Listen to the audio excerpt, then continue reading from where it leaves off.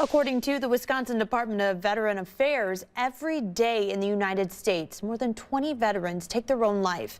It is a heartbreaking statistic, and it impacts many families right here in Wisconsin. NBC 15's Hannah Flood introduces us to one Grant County family that experienced the unimaginable earlier this month, and now they're trying to spread a message of hope.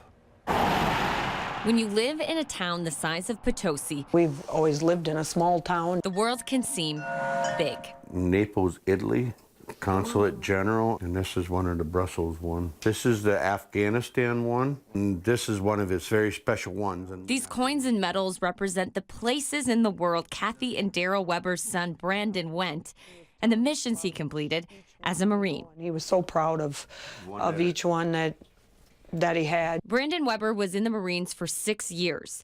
He worked at U.S. embassies across the world, protecting some of the nation's most powerful people. He's got one from President Trump in there, from guarding him, and one from Vice President Pence. And in his 30 years, he's done more than what we'll ever do in our entire, lifetime. Earlier this month, Brandon's journey around the globe came to a sudden end.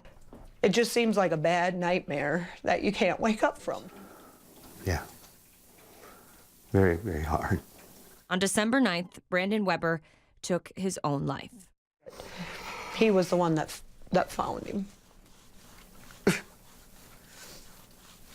It still seems like it's all not real. It's like, how? I just didn't understand.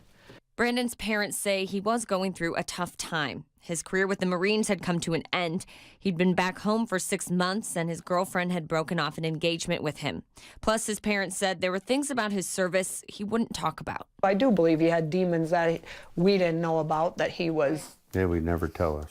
We all thought of him as this tough Marine, I don't think he did like to show anybody that he was hurting or anything else. Words so often said. I love you, son.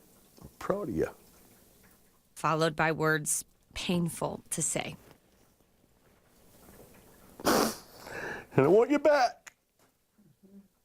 Now the Webers have found their own mission. I don't want anyone else to lose their life, and I don't want any other family to have to go through what we've had to go through this last week. They want people to know they're not alone and help is out there. Your life does matter, and you shouldn't ever have to feel that low and that alone, that you can't reach out and ask for help. And if our message goes, maybe we can help one person.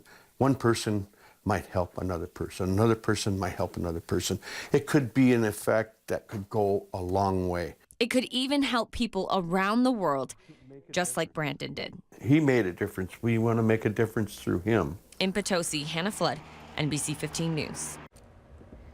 And Brandon is helping others even after his death. Some of his organs were donated after he died.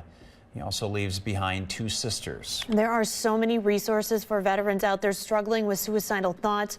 We have some of those resources available right now on our website, NBC15.com, along with information on the National Suicide Lifeline.